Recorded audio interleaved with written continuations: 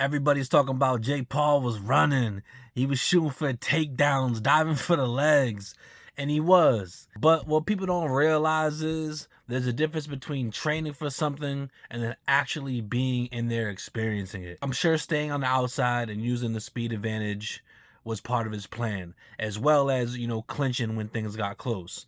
But if you notice, Jake Paul really didn't throw anything because there's a difference between sparring and then being in there with a guy that's 6'6", weighed in at 240 something pounds, is walking around like 260, 270, and he's walking you down. And you've never experienced that before. And it's nonstop pressure. So every time Joshua got close, you seen he was just running. You seen he was just diving for the legs. When he got tired, he was just shooting for takedowns, doing anything to not get hit. Didn't throw anything because he didn't want to get countered and knocked the hell out. That's why you see like almost no punches from Jake Paul throughout that fight. I'm sure he trained counter punching. I'm sure he was training how to throw punches. He's been throwing punches in all his fights. But when you actually got Anthony Joshua in there with you, that's 6'6", 240 plus pounds, walking you down, I'm pretty sure he didn't want to swing. I'm pretty sure he didn't want to get hit. As soon as he started feeling those punches hit the glove and the arm, he didn't want to get hit. Everybody's sitting here shitting on Jake Paul, but it's like, yo, none of y'all would ever step in there with Anthony Joshua in a sparring match, let alone a full-on boxing match. So y'all can hate on Jake Paul all y'all want, but the dude went in there.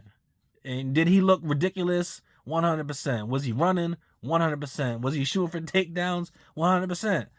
But if that was y'all in there, it would have been a lot worse. So give Jake Paul his respect for even stepping in there, man. Went from Gervonta Davis, a guy where he was way bigger than and was way smaller than him, to fight a guy that was way bigger than him. And he went in there, man, and he gave it all he got, literally till he had nothing left. And I was someone that was a big Jake Paul hater. Like the fact that he was just picking and beating old retired MMA fighters. Like, I was like, this dude's whack. But when he steps in there so many times, like I said, he's not a YouTuber anymore. He's not an elite boxer, but he is a boxer. And just the reality is, boxing and MMA is a different sport. That's what he needs to stick to. He needs to stick to lower level guys, old washed up people, and that's that. You know what I'm saying? Like, he dared to try, though. He dared to be great. You know what I'm saying? Some people don't ever even try to be great. Don't ever take no risks. Don't ever face their fear. He did that. You know what I'm saying? Literally.